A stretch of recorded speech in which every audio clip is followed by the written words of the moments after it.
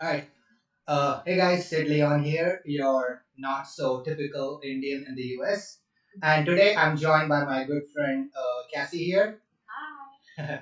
And this is gonna be about like just a talk and a discussion about modern dating in society from the woman's perspective and from the man's perspective as well. So we're just gonna have like a good debate back and forth, and in the end, hopefully come up with solid points in educating our viewers and what the role of the modern man and the woman is, right? So, before we get on to any of this, let me just introduce Cassie briefly. And I shouldn't be doing it. I think it's best if she does it herself, right? So, go ahead. I'm Cassie. I'm 25 from Philly. I've been friends with Sid for about a year now. Yeah, I grew up in Philly my whole life. Um, I'm joined with him on his podcasting Podcasting. because I thought it'd be cool to help him out. So, hi. Yeah, she's always been super helpful this whole time. Like I know that back when I first met her, I was like going through a very tough time in my life, and she was there for me for everything. So I really appreciate her for that. She's a gem of a person, so anyone who knows Cassie knows that I'm speaking the truth. Yeah. Yeah. Yeah. All right, so I have my notes here in the topics to go over. So, sorry. Yeah. First things I just wanna go over. Like I have talked a lot about dating experiences and how men should be in society, right? In my other videos. So let's hear it from the women first. So you can just briefly talk to me about your dating experience and what do you find attractive in men and how and what do you find unattractive in men? What do they do that completely pisses you off? So, from my past experiences, to be honest, were not always the best. I started dating around 16, 17, and used to go after typically the guys that aren't good for you, aren't the nicest, that just don't treat you the best. You know, the guys you're supposed to stay away from.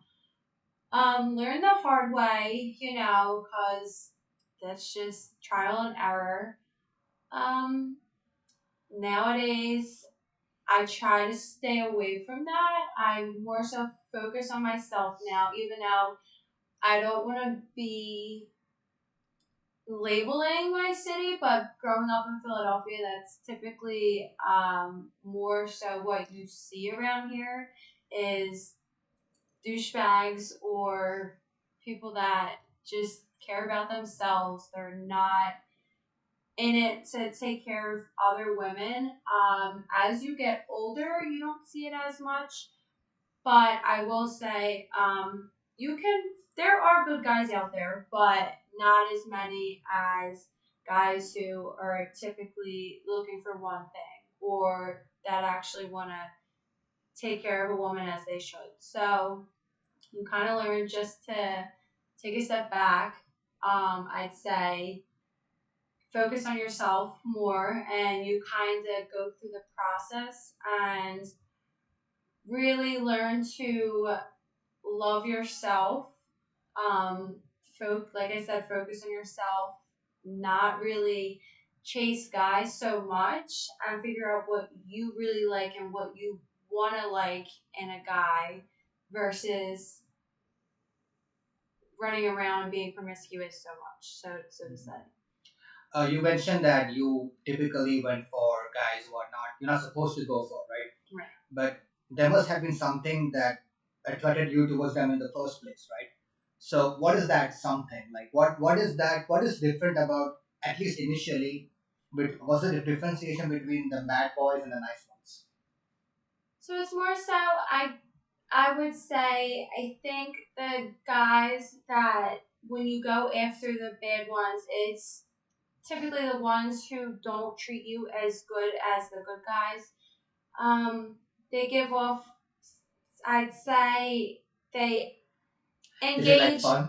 yeah, and then they engage in behaviors that they shouldn't be in young ages. Like they're going out partying at younger ages, and they're doing like I personally have I like riding bikes and stuff, and a lot of guys that get into that, there's a decent amount. I'm not gonna say all of them, but there's a decent amount that like to show off, and they like to have talk to multiple girls, and they know that riding a bike, they they have a lot of girls that like to go after them. So when you have that type of thing, you have like the upper hand. So it's like when you know like you're attractive, you have those personality traits, it's like why have one girlfriend when you can have multiple? So, and of course, I would go after those guys too. So, when you do that, you're kind of setting yourself up for failure. So, But yeah, initially it was like the excitement, right? It's like the thrill of like, oh, he rides a bike.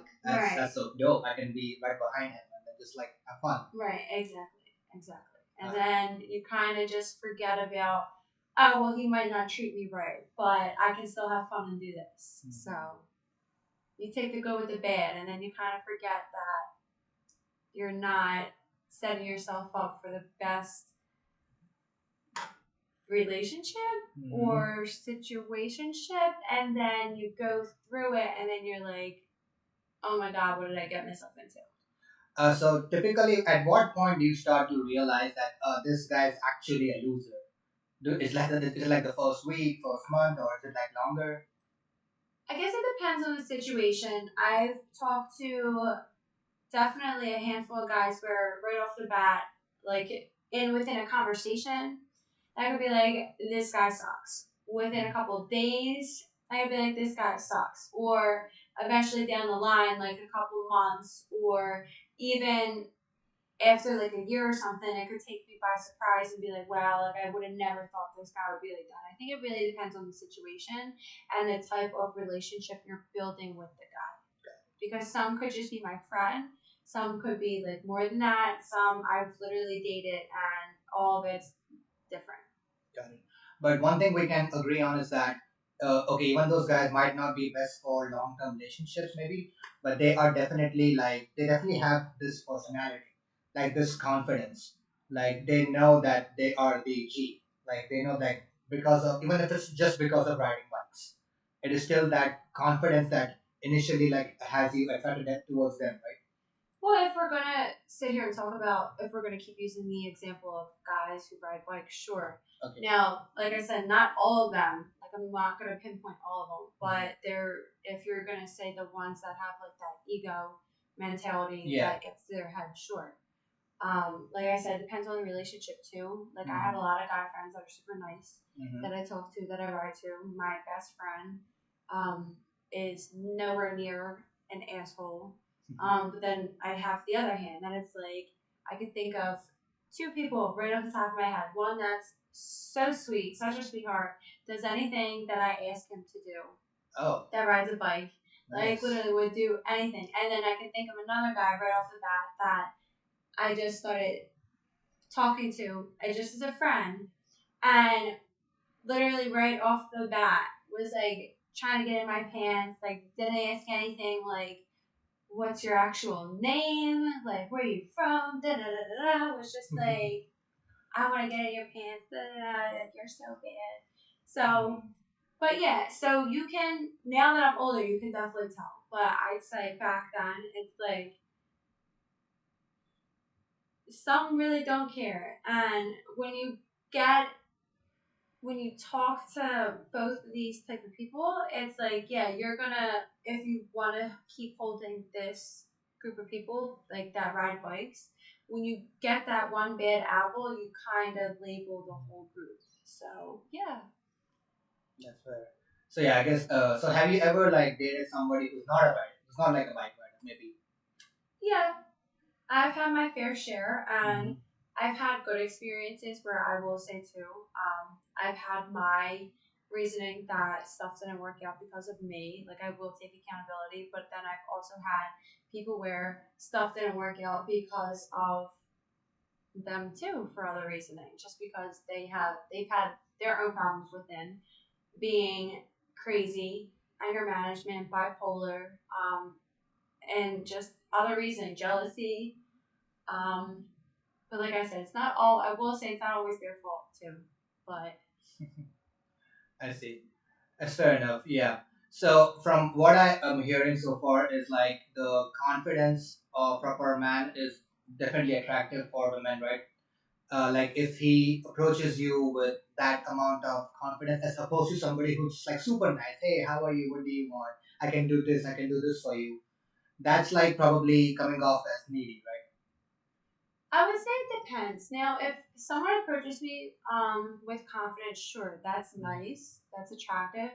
But I will say I like the shy boys too because I like personally I like being in control. Like if I see that Mhm. you're sweet, you're laid back, you're shy, and then I know that I can be in control or I can take the first move or I know like in the back of my head from having so much what's the word I'm looking for? From being in so much trauma, being so traumatized from Mhm. past experiences. I'm at the point in my life where it's like if I know like when I'm not with you and you're not gonna go out and like approach women when I'm not with you, I like that because then it's like in the back of my head, which you never actually know deep down, like Mhm. because you could be the shyest person in the world, and if you find like that one that you don't want to let get away, I'm sure you would approach them, whatever. But like if you're like that shy guy too, like I definitely do think like that's cute too. So All right. Now, what about the guy who is both? Let's say he is confident enough to approach you to like get you hooked on, but at the same time, whenever you are with him, he's super nice to you. He takes care of you like his girlfriend, and he just like keeps basically he's super nice to you, fulfills you in every way, but he's also confident. Like, is that like he's not a bad boy? He's a nice person, but he's not like the nice guy, nice person. So is that also is would that be a person you would love to give a chance to? well, yeah, I mean, it sounds like I don't see something wrong then. If he's Mhm. a nice guy, nice person, and confident, then yeah, I don't see something wrong with it. Yeah. Take note, guys. This is what she just said. And now we heard it first here. Initially, when you were young, right, you went for the bad apples, right? And now you slowly now you're a wiser. You know that the shy guys, even if they are shy, they are super nice. They can like take care of you like their girlfriend, right? So this is the thing with the world today, man. We are placed into either of two types: nice guys, shy guys, bad boys, bad boyfriends. What as a man you must take into account is the best of both worlds. I'm not saying be bad, never be worse to women, but always take care of your woman. Always like make sure that she is taken care of, and by you in every single aspect, financially, emotionally, spiritually. She's your woman, right? Take care of her. And but at the same time, should she disrespect you in any way? Like, example, you plan something with her, he cancels, walk away. No questions asked. If she disrespects you and you continue to like give in to her and just forgive and just move on and fall into the narrative of the world telling you to forgive and forget, she loses respect for you. In the end, it's all about the respect that the woman can gives to a man, and the same way the man gives to the woman as well. It's like it's a two-way street. It's Here's the thing. As a like a shy person, you might be getting I will use the word very loosely, but you might be successful with somebody who has like a bad past with the bad boys, right? But ideally, you should aim to be a man of high status, which means we maximize three aspects of life, which I talked about in my previous videos: financial, social, and fitness. So maximizing all three will put you in that highest echelon of men that you can pretty much attract any woman you want, and the woman will have zero complaints about you. Zero. So if you won't be put into the nice guy or the bad boy category, you will be the guy. That's what will get you in the upper echelon. Because right now, 99% of women go for these like top 5% of men. So as long as you put in the work, the effort it takes to be that kind of person, I'm sure Cassie will give you a shot. Right? Yeah. Maybe. Definitely have to have your stuff together. So. Yeah. It's like yeah. So essentially, then how do we develop the mindset for this? That's not the scope of this video. You can look at my other videos for that. But yeah, thanks for your talking about your experiences. So that's good. And now the next topic in the list is the man's experience on dating. Then let me talk about my experience, right? I think Cassie knows very well my breakup with my ex because right after that is when I met her for the first time. So here's what's attractive to a man in a woman is let's say there's two women on the planet. No, no, sorry, there's two women in front of you. One tells you, "I'm gonna give you the best sex of your life," and the other one says, "Oh, I like you. I'm attracted to you." Every man, no matter what, will go for the second one because this is the difference between masculinity and femininity. Is that a women value a man with experience, like the battle scars, the wounds. That's why soldiers are the highest echelon of masculinity, just because they have all these battle scars, right? But we want our women to be pure, like completely untouched. Like she should not have these experiences. She should be completely innocent. So no, I don't want the best sex of my life. We should even know what sex is. So that's what's attracted to a man, and that was exactly what was the case with my ex. Now she was not at all a social media person. Like would go to bed at 9:30 p.m. like completely early, wake up at 5 a.m. So that kind of a person who is not as experienced, who I can provide experiences to, will definitely be more attractive because as men we wanna be the portal through which the woman sees the world. If I like get a woman who has already been on like in a Bugatti or like a private jet, what can a average man give her that she hasn't already experienced, right? So for men, this innocence and this lack of experience is highly valued. That has been my experience on this so far, and I'm pretty sure all every man out there would also like prefer this kind of a person. And for something long term, for just cash. If a man is not looking for something long term, then sure, anyone is game, fair game. But for considering for long term relationship or potentially marriage, we wanna have the our girls say, "I this was so fun because of you."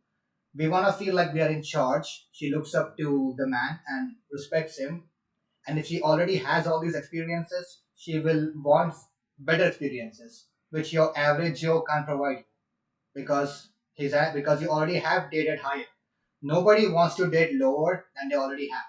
We all want to date higher. We all want status in the end, right? So as a man, that is super attractive to us, to me, and to I think to all men as well. You got anything this one you want to say?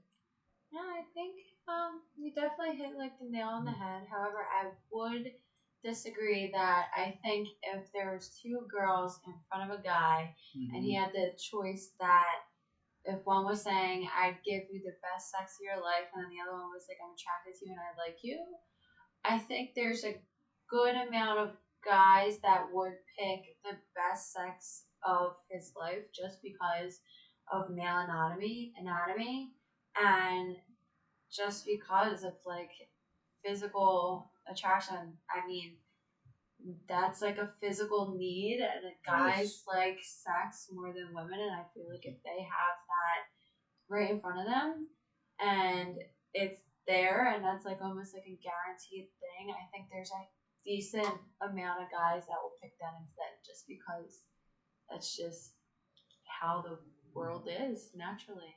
Okay. Do you think a man who is looking for something consistent, long term, and not just a hookup, like a high status man, would he still pick somebody who would offer him just sex? I guess it really depends on the situation because there's a lot of men nowadays that divorce their wives or cheat on their wives because they're not getting sex at home. They could that love and everything could still be there, and they won't leave their wives, but they will sit there and cheat. and cheat because they're just not getting that physical companion or that physical relationship that they're looking for at home. So, whose fault is that, you think? Is it the wife's fault for not giving it to him? Or is it the man's fault for being so complacent that the wife is like, nah, I'm not having sex with you? It could be both. It could be a number of things. I think it really comes down to the relationship at home. It could be that the guy can't get hard, or that the wife doesn't want to, or that they're both fighting and they're not meeting each other in the middle, or they either or could have got caught cheating before, and it's just that it's better for them not to get a divorce and then both see other people in a relationship. I think it really depends on the entire situation itself. Yeah. Yeah, that is fair. However, I would say that is also, yeah, it is the responsibility of both people, right? Like if a man is like not getting sex, then he should not, instead of like cheating, he should just at least talk about it, like what's going on, what where can we improve upon, right? Have like an honest conversation with his wife, and then just come to the conclusion of what needs to be done to fix this, right? Because here's the thing, in the end, yes, I agree with her, with Cassie, that men do need sex, want sex way more than women. We just have that sexual desire. And what's also really interesting is that a man always has this desire for like a different sexual partners as well. That's just how men are programmed, to impregnate as many women as they possibly can, to spread their seed far and wide. And that's why he gets pleasure from hooking up with this chick, this chick, this chick, instead of saying hooking up with this chick like 5 times. There's more status to saying hooking up with one, two, three, four, five, as opposed to with one 5 times. There's just more status there right now in society when men do that. And do you think, and you can agree with me on that, but that this is just in society right now. A man does have more status if he does that. You agree with me on that? But and that's exactly why I it goes back to when I said if there's two girls in front of a guy and he had the choice, are you either gonna pick the best sex of your life or you're gonna pick the girl that says I like you, I'm attracted to you. He's gonna go for the girl for the best sex of his life just because. Yeah. That's yeah. Sure, agree. However, yeah, you are right. Yeah, men have more status when they do that. Yes, but then it comes down to discipline, right? Here's the thing: when we watch, once any man watch provocative pictures, right? There's obviously this natural desire to jerk off, right? But how controlled are you? How disciplined are you? Is because when you jerk off for no reason, you are essentially telling your body, your mind, your heart that you have achieved the most sacred duty of a man, which is to procreate, while not actually procreating. And then when people complain about being lonely after doing this constantly, that is just not. That is like mind-boggling. It's it's like jerking off is like something which gives you the illusion of doing, which you have, that you have done something good, that you have all these amazing women around you when you actually have no one. So um, that what you said about the man not cheating on his wife, and just it's a component of discipline.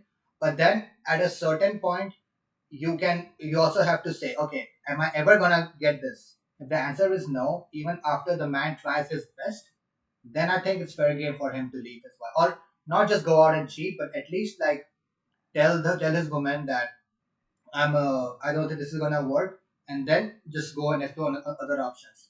In that case, would you think it's fair? Yes, I agree. But in definitely not cheat them. But Hmm. in it I think it all definitely comes down on the scenario is that say you're married, I mean you can't just get up and leave the next day. Like Yeah. you have to go through divorce, this, that, and the third, and a lot of people don't have the patience to wait through a finalization of a divorce and then wait for sex. And sometimes both parties, a man and a woman, will wait until or will both be okay with not waiting until divorce and then see other people during that time. But yeah, I do agree. You definitely should have a talk before cheating, no matter what. But in today's day and age, it's just so easy to. There's just so much social media, and even not just guys, girl women too. It's always like there's always you're thinking there's always better out there. There's always the next one. So it's so easy to think like, oh, I could get that, or I could get her, or I could get him, or I could do this, or I could get away with this. That it's very tempting. So So yeah, like people have lost their patience, right? There's no patience anymore. yeah. It's like the next best thing could be around the corner. Let me get that. And you could think that, but you might just have the next. You could just have the best thing right with you then and there already, and then you go and try and seek attention from elsewhere, and then realize this isn't what I actually wanted, or this isn't as good as I thought it was, and then you could potentially just screw yourself over too. Hmm. Yeah, true. In an idealistic setting, like a man, the perfect man, the perfect woman get married, they have certain issues, right?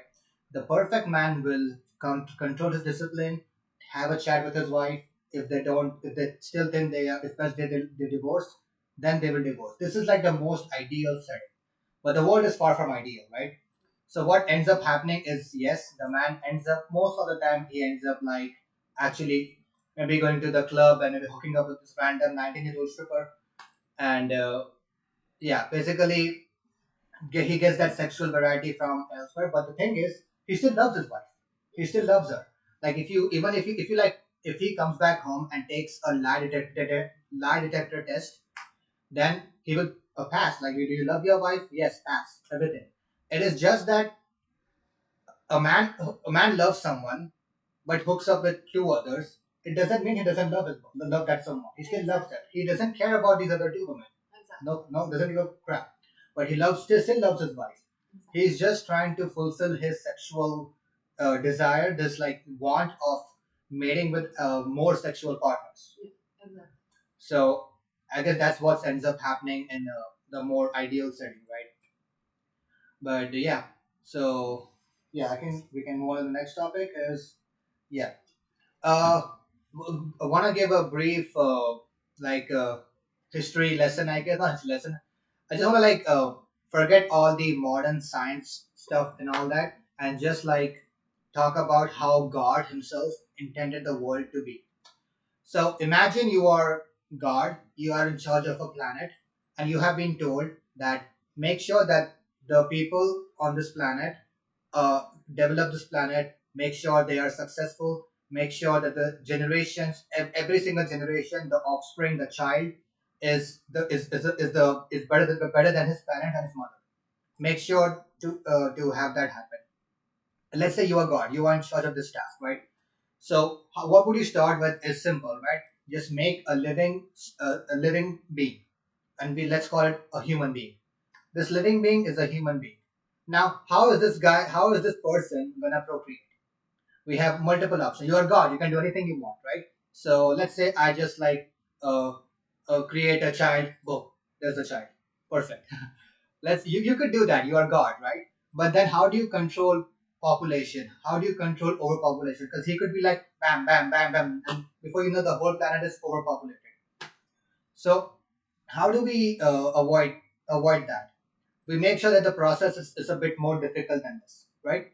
So let's introduce another species, another living species. We also call it human, but we distinguish from this first species by giving that person a different gender. So let's call this person male. Let's call this person female. Adam and Eve, right? If you read the Bible, if you are a Christian and read the Bible, so now we can have them procreate in order to create one more life, right? So this is like the basis of one more life now, and the way you make it hard is that when the process of the child being born, that make it painful for the person in which the child is housed temporarily until he or she comes out, right? Make it more painful so that making a new life is not easy.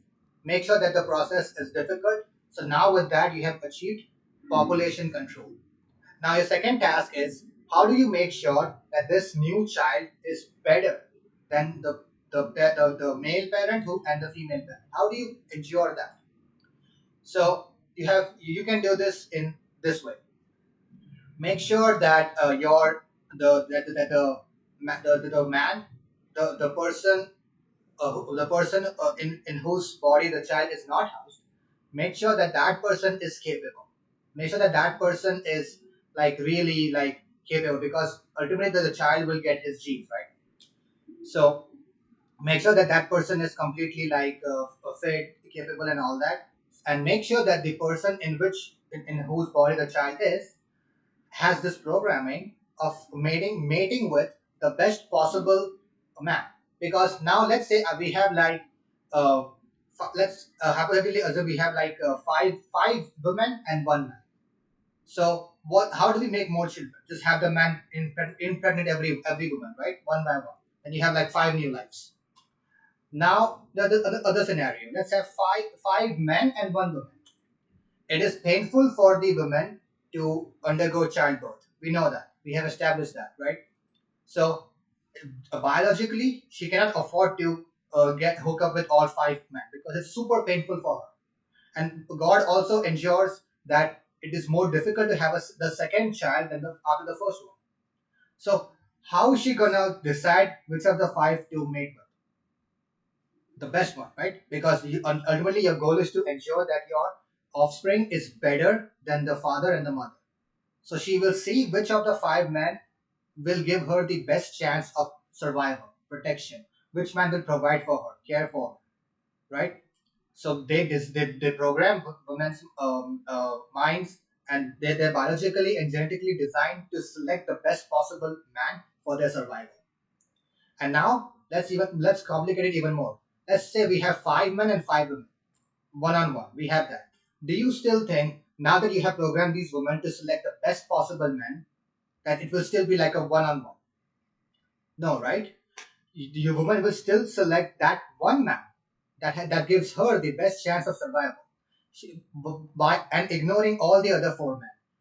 Five women will allow one man to impregnate them one by one. She will allow that. All five will allow that because that man is the top man. They will completely ignore and cast aside the other four men. It's not like if we because for men impregnating this is not it's not a cost. For women it is a cost. So she can't afford to like hook up with like multiple men. So now that we have established the process on how we create a better child, what is the incentive for the man to procreate? Now let's give him the maximum pleasure the man can get. Let's give him that. He cannot get that pleasure from anywhere else. Let's design men to crave that feeling because just because they get so excited from doing it. Let's design men this way. So now we have solved the problem completely. We have designed men in such a way that they will work super hard to procreate because that procreation is their reward for being the super top man. So now we ensure that this man is the top man by doing all the hard work because only then will he get a woman to procreate with, to get that feeling of happiness. The result is the child who is super, who has the best of both worlds. And also, we can also say that how does a man select the woman? Yeah, beauty, attraction, like based on the physical appearance. That's just how men operate. And the second factor is like we discussed earlier, the innocence. Now, looking back in history, how did this work in the tribal days? We sent men out to hunt saber-toothed tigers while the women stayed at home, right? In the campfire. So men went out and hunted saber-tooth tigers, brought home the meat for dinner, and as a result, women looked up to him, right? That he's providing food for me. He's good for my security, good for my survival. So that happened in the tribal days. We move on to a few hundred years ago when kings and queens lived, right? Think about the great historical men like Genghis Khan or Alexander the Great, or I'm from India, right? So there were multiple Indian emperors as well. So all of them had multiple wives, multiple sexual partners, multiple children. Why do you think that is? Because they were the rulers, the conquerors. Obviously, they were the top man. No, they were not like some lowly peasant working for the top man, right? So we have throughout history examples that prove that the top alpha man gets all the choices in the world, and the rest of the men men, as cruel as it sounds, they don't matter. Really don't matter. And fast forward to today. What is the best way a man today can show that he is the top dog? We are not going to kill other men, of course. We live in a more civilized society. So it's all about those three aspects I talked about: how you look, fitness, wealth creation, which is like your finances, and lastly, how well you can speak with people. How social are you? All these three components will tell women that this you are the one of the top men, and they are biologically programmed to select the best mate for their survival. So they end up selecting the only the top 5% of men. So if you're gonna sit there and expect women to come with you when you don't really have any of these things, that's not gonna happen. Like I said before, those other four men at the start were completely tossed aside. Nobody cared about them, neither men nor women. As lonely as it sounds, it is the truth. So the only solution for man is to actually put in the work to be that kind of a the top 1%, the top 5% man who has all the options. All right, I'm done yapping. If you have any comments, go ahead. No, I think he's pretty much right on point. He's right on point. Oh, okay. Yeah. So yeah, sorry. That was like what I was also like thinking on the way to here. And also, if you guys can't tell, we are in a hotel in Philadelphia. It's a beautiful city behind us. It's Cassie's hometown. I know Cassie said right that most Philly men are like losers, pretty much. You could put it like that. Yeah. Luckily, I'm not from Philly. I'm from technically India, right? But I came from the south, South Carolina, and I live like an hour west in a town called Reading. So I hope she didn't call me anything bad when she said that. No. Never. Never. Lovely. All right, the next one is all right. So right, all right. So I gave a historical lesson on like how men and women are biologically programmed, right? Now, welcome to the 21st century where society has fucked everything up. So, watch any Netflix show or watch any modern show.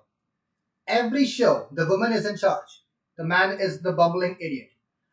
Every show will portray that. Like back in the day, years ago, 100 years ago, everything years ago, the good relationships where the man was in charge of the house, the woman used to look up to him. There has to be that balance. There are certain things a man can do better than the woman, and certain things a woman can do better than the man. The problem happens when they try to do the other person's role. That's when you have, and that's what the today's society is promoting. That a men and women are completely equal. They are not. We have to admit it. There are such subtle differences between men and women that you cannot just ignore. So they are telling modern society is conveying the message of everything is like man we should like promote the topics of like mental health. Everybody deserves a fair shot and everything, and women, we should have more women in education like STEM degrees, right? Now I'm completely in favor of that. Fine, if a woman is smart enough, and I'm not doubting anybody's capability. A woman is smart enough to get a STEM degree, sure, but then you have to think of the relationship aspect as well. Then she will expect a man who is better than a STEM degree holder, which you automatically narrow the pool of potential candidates. So and then you have like super qualified, educated women making so much money, they somehow end up with losers, and that relationship is a recipe for disaster. We always see that happening because even the modern society has conveyed men it's okay to be mediocre, and to women it's okay to live and stay with a mediocre man. So both men and women receive this message and try to make it work, and that's why statistics show 70% of relationships today fail because of this. Because we are promoting reversing the gender roles, and that will never work because that's not how God designed it. We also always have to consider how God programmed us to be. We can't violate what God wants. I believe in God. Yeah. So I just feel that this modern society has completely messed up the definition of masculinity and femininity, and is just telling everybody to be like completely like feminine, basically. And that's just not how it was supposed to be in the first place. That's just my thoughts on it. And you got anything you want to say about modern dating on this? Yeah, so I would say some people would definitely disagree because not everyone believes in a religion or not everyone believes in God or has a different religion. I would also say is it's just because women nowadays have fought for their rights for so long, and it's just because of the fact also that there are a lot more women who make more money or just as much money as men. So, with that being said, of course, they're going to want just as many rights or they're going to want more respect and equality. There's also a lot of women nowadays who I feel like don't get married or get into relationships, and the a lot don't have kids or want kids, or if it is, the bills are split equally nowadays, or more women are they're not being taken care of complete 100% by men. So if that's how it is, like if women are going to um put money and effort, and it's not just cooking and cleaning like back then how it was in the old days, of course they're gonna want to be able to put their foot down too. So I think that's definitely why a main reason why society has changed in today's day.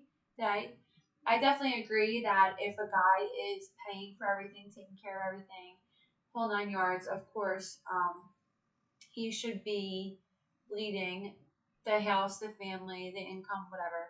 But if a woman is, so to say, making more than a guy, taking care of the house financially, stepping up to the plate, putting just as much money, effort into the household, she should have just of an equal say into how the household runs. Yeah, but is that relationship a healthy one? I would say yeah. If it's going 50-50, then yeah. I mean, and if it's not, then the relationship should not be a relationship.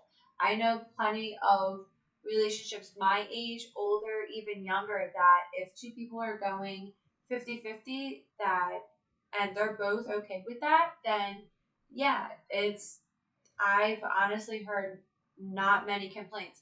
I actually know more relationships that complain when the guy is paying for everything and they think that the wife is lazy, should get a job, or when he comes home and food isn't on the table, or she didn't do the dishes, or she didn't do the chores, or this, that, and the third, that it's like, well, why am I paying for everything when you're not doing your part? And So he's right when he says that, because as long as he's paying for everything and he's expecting you to clean up the dishes at least or make food for him, I think you should do it, right? I agree 110%.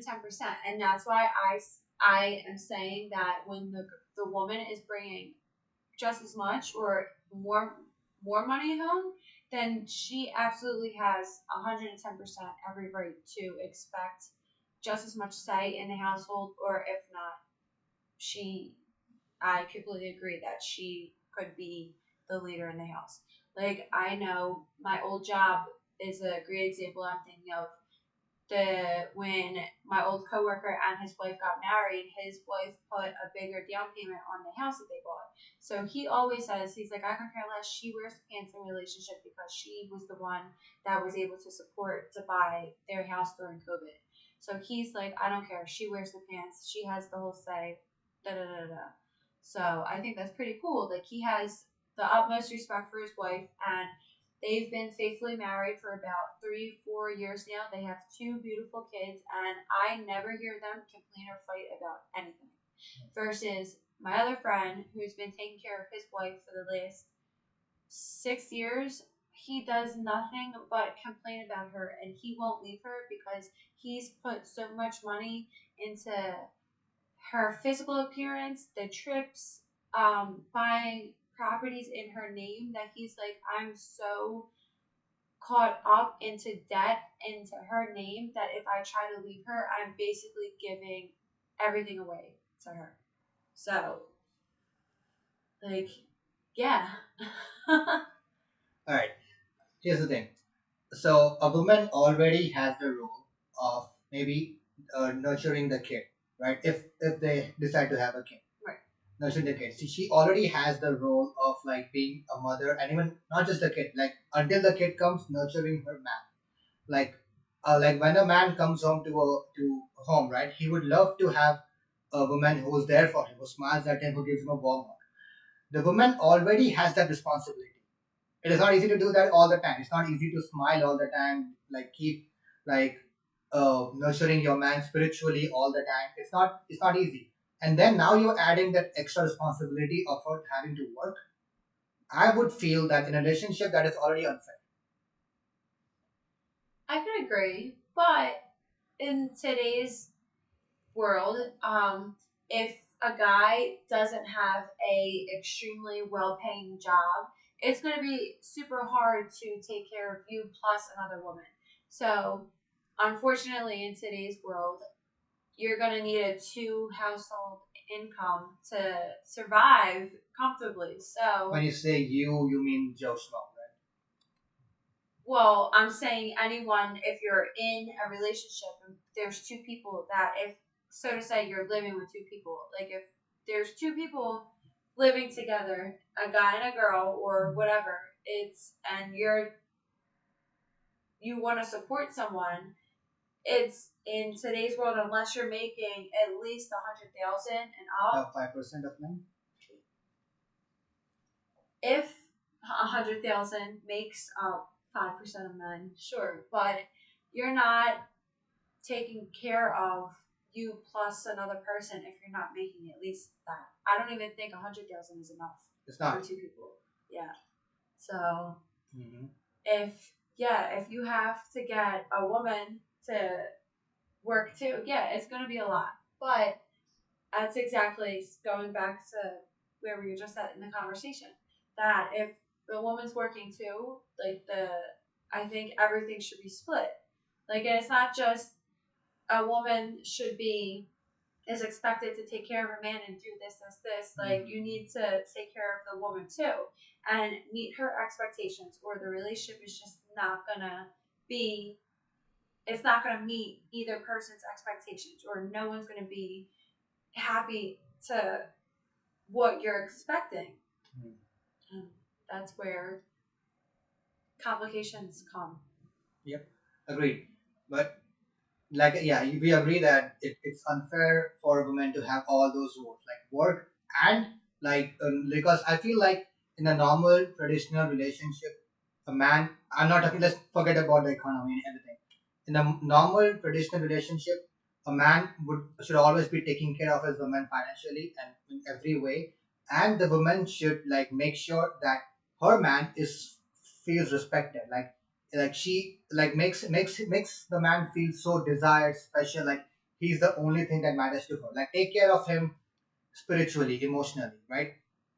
The man wouldn't want like women to be involved in, let's say, financial decisions. Like what a man would really want is that if he's sick in bed and he's like sending, he wants his wife or woman to hold his hand and smile at him. Like that's what I mean when I say nurturing spiritually and emotionally. And in exchange for the man having taking care of the woman completely, financially, completely and utterly. And yes, I agree that in today's economy, most men are not at that level yet, and they probably will never be. So the solution for the average Joe is to settle down with someone who agrees, to split 50-50, right? And make sure he's excelling in the two other areas, which is fitness and social skills, right? And they can split 50-50, and then depending on how they gel, the relationship will either work or don't work. Like you said, certain people who are married for like 3 years straight and they have no issues in life, right? But that doesn't mean they won't ever. But what I'm saying is an ideal relationship, ignoring the statistics today, would definitely be a man who can take care of her woman and himself financially, completely and utterly, and the woman supports him spiritually. That relationship will probably last forever. You think? Um, I would agree. One thing I would disagree on is that I don't think it's a good idea for men to make financial decisions without women, because I think that can definitely. I mean, Sure, for a few things, but big financial decisions, I think it's good to, if you're in a legit committed relationship, maybe, I mean, just dating, sure, if it's your money, you don't need to go over it with your significant other. But if you're married and you're making huge financial decisions, you definitely need to go over that with your significant other, because that's a huge financial decision, literally. And I think if you do those type, even with or without money, without any huge decisions, you should be doing that with both partners, not doing that with only one person's decision, because I feel is that that's where complications can come down the line, because you might have your significant other thinking you're making decisions behind their back or without their input, and it might not be the best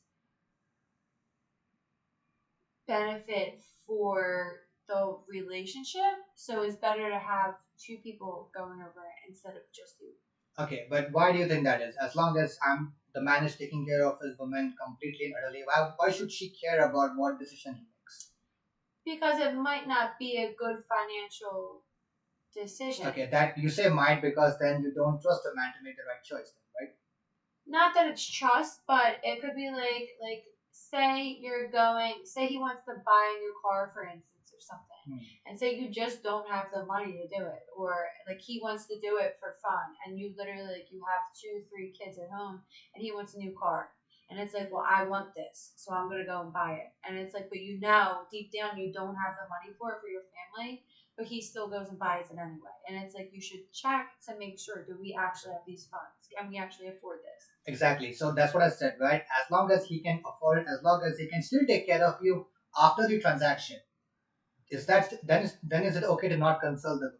Sure, if you actually have the money, but you should still double check, like, hey, like, is this okay? Like, can we do this? You should still ask her. Just that's why it's super important to ask, because when you're in a relationship, that's why you're in a relationship with someone else. Like, you always want to, because I'm sure, say she had money and she has the money, and say like she makes more money, or even if she doesn't, but it's her money, and she goes and buys a new car behind your back, and she didn't ask you or anything, would you be mad?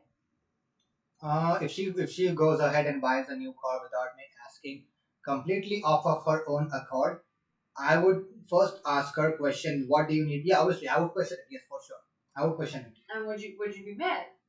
I, I would depends on how much I know her, right? I don't know if I would be mad, but yeah, if she does something super major, like we talk about cars, right? Let's have another example here.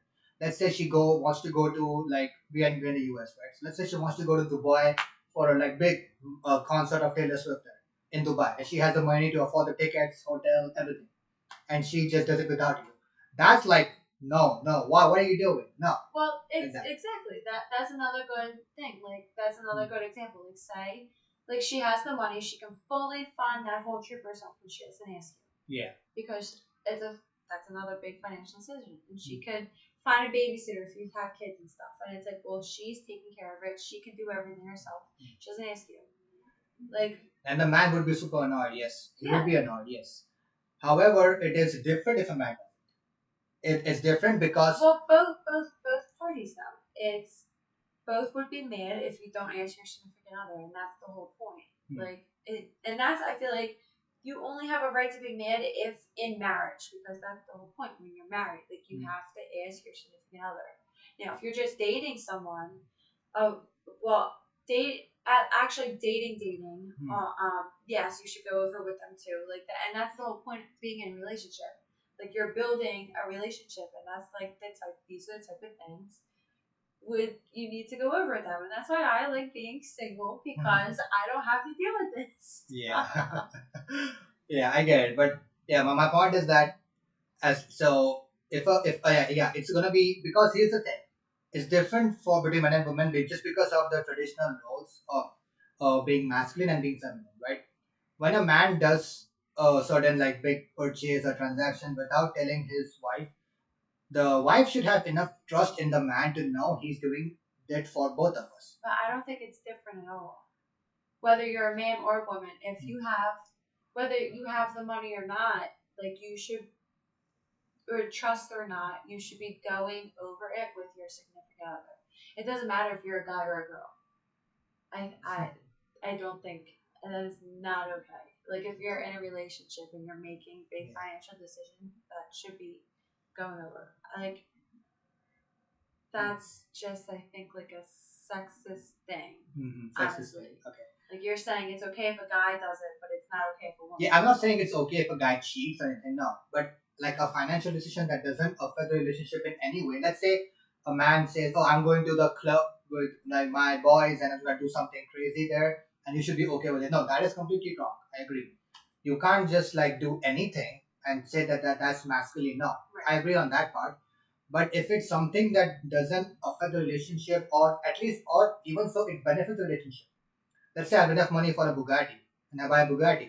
Right. So back to the car thing. But yeah. So why is it okay if a guy buys a brand new car, but then why is it not okay and without asking his wife? But then why is it not okay if a wife goes and buys a new car without asking her husband? Yeah, because then we are assuming that the man and the woman make equal, right? But the premise of a good relationship is always a man takes care of her woman completely financially and utterly, right? So how does she get the money done in the first place? I would question where did you get that money from? Well, that's what I said. If the woman is making the money and it's her money and she goes and buys the car, that's what I said.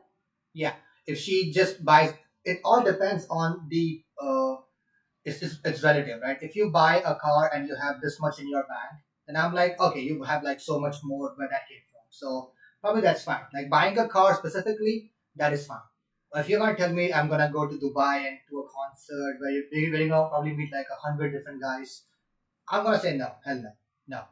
And even when you buy a car, I will ask questions. Okay, who do you want to show off to? Like that, stuff like that. Because men always think, okay, how did she find a man who's better than me? We always think like that. Like, you're buying a Bugatti, oh, to impress who? Oh, you're going to Dubai. Why? Am I not good enough? Like that. A man always thinks, what's motivating a woman to do this thing, you know, and that too without asking me, why, what's going on behind the back. So I'm not saying a woman should not do it. I'm just saying if she still wants to be with the man, that would be the best way to like do it. Basically, like a man in the end wants to feel respected. A woman would get a lot more brownie points if she says, "Hey, hey, I want to buy this car. Can I please have it so that me and you can do something fun?" The man will never say no. Never. Always he'll say yes. But if you do it without asking him, he will question your motive. Even if the motive was good in the first place, he will have doubts now. Like, what are you doing? In the end, it's all about making a man feel respected, desired, wanted, and that he is the only person that matters to you. And conversely speaking, I understand it could be the same for the woman. Like if a man does things behind her back, who are you seeing? Who are you not? Who are you going out there with? So ultimately, like in the end, it depends on how much one person wants the other. Essentially, if also a man is madly in love with a woman, he will always tell her before doing things, right? It all depends on like the relative status. In the end, in the relationship, there is always this a polarity. Like that's how attraction happens in the first place, right? There's a polarity. Both men and the woman are like, I don't need you. I'll be fine without you. I don't need you. I'll be fine without you. Then it probably won't work. Someone, both of them have to want each other, yes, but somebody has to want the other person a bit more. And if it's the woman who wants the man a bit more, the man might get away with doing things without asking her. If the man wants the woman more, then the woman might be okay with doing things that the man doesn't like. It's all about the polarity difference between the man and the woman, essentially. And from like listening to Andrew Tate's videos and other such podcasts, I know for a fact that the top 5% of the men, top 5 or 1% of men have all the options, and the woman knows that. So she herself will never like, even though it might not seem fair, it is just the way it is, right? Because if a woman is after top 1% man, she knows there's no other man like him around. So yeah, I'll listen to you. Sure, it is. I'm not going to talk about fair and fair, but that's just the world. This is the how it is as of now. Anything to say? Yeah, I would just say, going back to the discussion, is that if you want to build a healthy, happy relationship, you're going to discuss whether it's little or big, even buying things, expenses, topics, what you think. You're going to discuss whether it be the guy making decisions or the woman making decisions. If you're in a happy relationship, if you want to be in a healthy relationship and a long lasting relationship, if you both have respect for one another, regardless of the values or cultural values or anything, you're gonna, if you respect your partner enough, you're gonna ask them questions. You're gonna, before making decisions, financial decisions, you're gonna ask for their input. What do you think about this? What if we do this, or if we buy this, or if we go here? Like, what do you think? What's your input?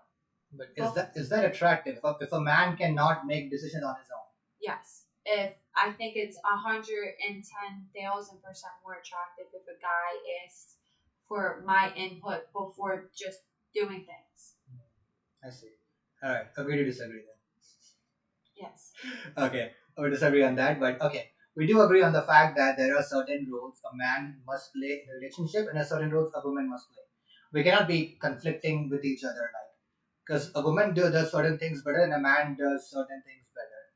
So I think we have talked a lot about everything, and we probably like wrap this up, and by just like saying that. In the end, the relationship definitely is all about respect, trust, integrity, and honesty. So, in that regard, a man also must have all these values, and the same goes for the woman. Like, I'll give a very small and as both men, as men or women, neither party should tolerate disrespect initially, never. I'll give a small example that happened to me last week. Last week, I was just talking to this girl online, and we ended up like deciding to like meet at a restaurant for dinner, right? And I picked up. Okay, I made a reserve. I just asked her what do you like, dislike. Told me her preferences. I booked a restaurant. Hey, I'm gonna see you here at this time. After that, she asked like two more questions. Oh, why not have meet more close to me? And I said, wait, the drive for you is half an hour. The drive for me is 1 hour. I think that's pretty fair. She was no, can you meet closer to me? And I'm like, I can't do that. No, and I'm done. Sorry, I'm not talking to you anymore. I Here's the thing. This might not seem big, but this if I just agree to go closer to her, she knows she can control me, right? She knows I'll give in to her every single time. So I said no, I'm not meeting you again. I'm done. Have a nice life. She tried to come back. I said no, I'll come at this. And I said no, I'm done. See you. This is what I mean by not tolerating disrespect. Even though this does not seem like much, this is where it starts. As like a top guy, if you are the if you all your aim should always be achieving high status.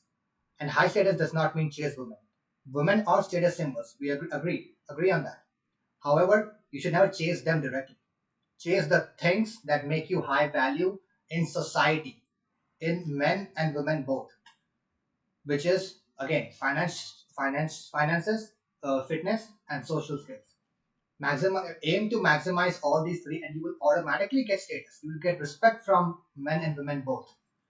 If you just try to chase women, excuse me, sorry, if you just like chase women, which Cassie knows I used to do, it's never gonna end well.